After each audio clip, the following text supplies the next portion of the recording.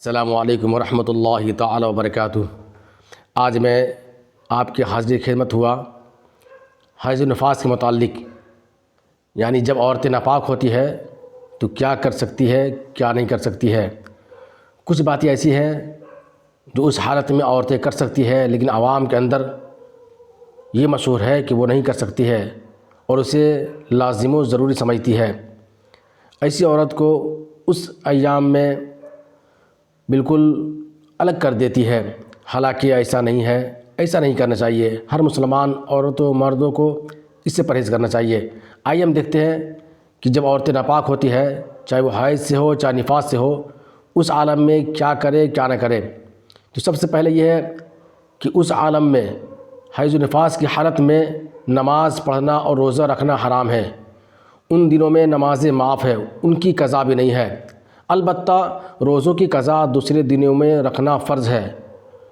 جو روزہ قضا ہو جائے اس کا رکھنا بعد میں فرض ہے، ضروری ہے۔ اور حیض و نفاس والی عورت کو قرآن مجید پڑھنا حرام ہے، خواہ دیکھ کر پڑھے یا زبانی پڑھے۔ یوں ہی قرآن مجید کا چھونا بھی حرام ہے۔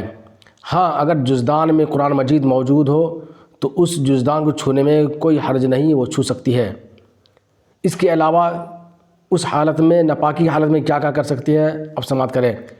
قرآن مجید پڑھنے کے علاوہ دوسرے تمام وظائف، وظیفہ پڑھ سکتی ہے، کلمہ شریف پڑھ سکتی ہے، درود پاک کی ورد کر سکتی ہے، دعا پڑھ سکتی ہے اور نیاز کے فاتحہ کے کھانا بنا بھی سکتی ہے، کھا بھی سکتی ہے، تقسیم بھی کر سکتی ہے ان ایام میں۔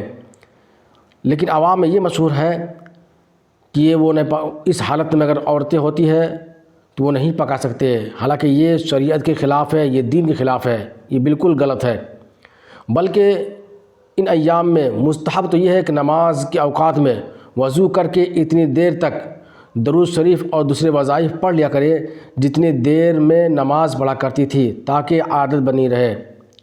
جب قرآن مجید کے علاوہ درود پاک پڑھ سکتی ہے اور وظیفہ کر سکتی ہے، دعا چاہے کھانے کے ہو چاہے پینے کے ہو، کسی چیز کی دعا ہو وہ جب پڑھ سکتی ہے تو وہ کھانا بھی بنا سکتی ہے، اس کے بنانے میں کوئی حرج نہیں۔ اور دوسری بات کہ اس حالت میں شوہر کو چاہیے کہ الگ رہے۔ اس حالت میں بیوی سے ہم بستری کرنا یہ حرام ہے، اور کسی نے حلال سمجھ کے ہم بستری کیا تو یہ دائرہ اسلام سے باہر ہو گیا، یہ کفر ہو گیا۔ اگر یوں ہی کر لیا تو اس پر توبہ فرض ہے، وہ توبہ کرے۔ اور حیض و نفاس والی عورت کو ساتھ کھلانے، اس کا کھانا کھلانے میں کوئی حرج نہیں۔ ہندوستان میں بعض جگہ عورتیں حیض و نفاس والی عورت کے برتن کو الگ کر دیتی ہے، بلکہ اسے ایک کمرہ بھی الگ کر دیتی ہے، بلکہ یہاں تک کہ ان کے برتنوں کو بھی الگ کر دیتی ہے، اس کو بھی ناپاک مانتی ہے۔ بالکل یہ بیہودہ رسموں سے مسلمان عورتوں اور مردوں کو بچنا لازم و ضروری ہے۔ اکثر عورتوں میں یہ رواج ہے کہ جب تک چلہ پورا نہ ہو جائے، جب تک سوا مہینے پورا نہ ہو جائے، اگرچہ نفاس کا خون بند ہو گیا ہو، وہ نماز نہیں پڑھ سکتی، وہ قرآن نہیں پڑھ سکتی، وہ دین کی باتیں نہیں کر سکتی، وہ درود شریف نہیں پڑھ سکتی۔ حالانکہ جب خون بند ہو جائے، چاہے 20 دن کے اندر بند ہو جائے یا 30 دن کے اندر بند ہو جائے، تو وہ نہا دھوا کر نماز بھی پڑھ سکتی ہے اور قرآن بھی پڑھ سکتی ہے۔ اور نہانے میں ایک بات یہ بھی مشہور ہے کہ جمعے کے دن نہیں نہانا ہے یا جمعرات کے دن نہیں نہانا ہے، یہ بالکل فضول ہے، یہ دین سے کوئی مطلب نہیں ہے۔ ہاں، جس دن چاہے وہ نہا سکتی ہے، اور اگر نہانے کی قابل نہیں ہے، بیماری بڑھنے کا اندیشہ ہو تو تیمم کر کے نماز پڑھے، ہرگز نماز نہ چھوڑے۔ مجھے امید ہے کہ ان تمام باتوں کو آپ سمجھ لی ہوں گے اور آپ اس پر عمل بھی کریں گے انشاءاللہ تعالی، اور آپ دوسروں تک یہ بات پہنچائیں گے بھی۔